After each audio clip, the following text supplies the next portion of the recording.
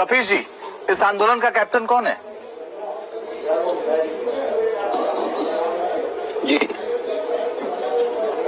देखिए, जो हमारा देश है ये कृषि प्रधान देश है और किसानों ने ही नेतृत्व संभाल के रखा है। ये स्पष्ट है और साफ है, क्योंकि अभी आपकी रिपोर्टिंग भी आ रही थी, उसमें से देखिए जो पंजाब के किसान हैं उसमें कहा गया कि वो नेतृत्व विहीन है, उनके पास पता नहीं कितने नेतृत्व है।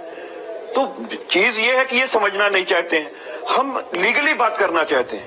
ये 3 बिल लेकर के आए, एक किसान बिल ले आए, साथ में इन्होंने इनिशियल कमोडिटीज एक्ट में परिवर्तन कर दिया जो कि हमें कालाबाजारी के कानून से बचाता था, तमाम चीजों से, और साथ में इन्होंने श्रम कानून को भी परिवर्तित कर दिया। अंजित भाई, मैं बहुत जल्दी में ये आपको बात समझा दे रहा हूँ जी, जल्दी। शायद हो सकता है अशोक भाई भी समझ जाए।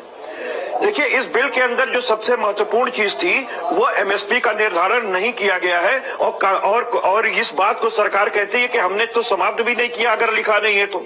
बात इस चीज की नहीं है, जब आप कॉन्ट्रैक्ट खेती इसी से लेकर के आ रहे हो और बड़े बड़े जो उद्योगपति हैं और घराने हैं वो आकर के फार्मर के साथ एएमयू सिग्नेचर करेंगे। हमारे यहाँ देश का 86% किसान जो है वो लघु और सीमित किसान है, तो वो किस तरीके से उनसे बिना एमएसपी के बात करेगा? वो अगर 22 रुपए का मूल्य निर्धारित करे, वो 15 रुपए भी अगर कर ले तो आप एग्जीक्यूशन की कार्रवाई क्यों करेंगे? हम कहते हैं आप उनको करार क्यों देना चाहते हैं, आप उनको संविदा क्यों नहीं देना चाहते हैं? क्योंकि करार और संविदा में अंतर यह होता है कि सारे संविदाएं तो करार होती हैं, लेकिन सारे करार संविदा नहीं होते हैं, क्योंकि अगर इसमें लिखेगा तो वो एग्जीक्यूशन की कार्रवाई सरकार के वो न्यायालय में जाके करा सकेगा कि हमारे एक्ट में ये प्रावधान था और हमसे जबरदस्ती इन्होंने कम पैसे में लिया है। तो ये इस तरीके से।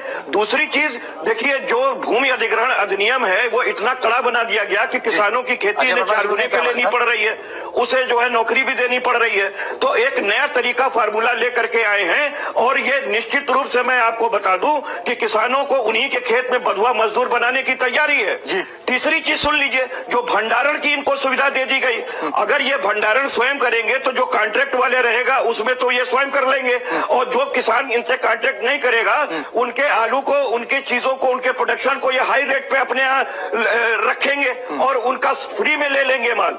तीसरी चीज आपको मैं बता दूं कि जो इनिशियल कमोडिटीज एक्ट में इन्होंने परिवर्तन कर दिया, उसमें यह कर दिया कि जो 24 वस्तुएं थी, आवश्यक वस्तुएं, उनको पूरे साल व्यापारी जो है वो अपने भंडारण कर सकता है, यानी खुली लूट की छूट दे दी गई। केवल 2 अवस्था में वो नहीं कर पाएगा, एक युद्धरत जब होगा हमारा देश, और दूसरा अगर हमारे देश पे कोई आपदा काल है। तो इसके मतलब बाकी दिनों 365 दिन जो है खुली लूट की छूट दे दी गई है, और इससे किसान ही नहीं प्रभावित होगा, इससे जन जन भारत का प्रभावित होगा। इसीलिए आज आलू 60 रुपए किलो बिक रहा है। तो इन बातों को समझिए, श्रम कानूनों में परिवर्तन करके इन्होंने जहां तक 100 के नीचे वाला था अब उसको 300 कर दिया। 2 लोग और हैं सर। सौरभ वासु जी, मुझे एक बात बताइए, सोचिए ये कितना गहरा धक्का दे रहे हैं क्या किसानों के पास?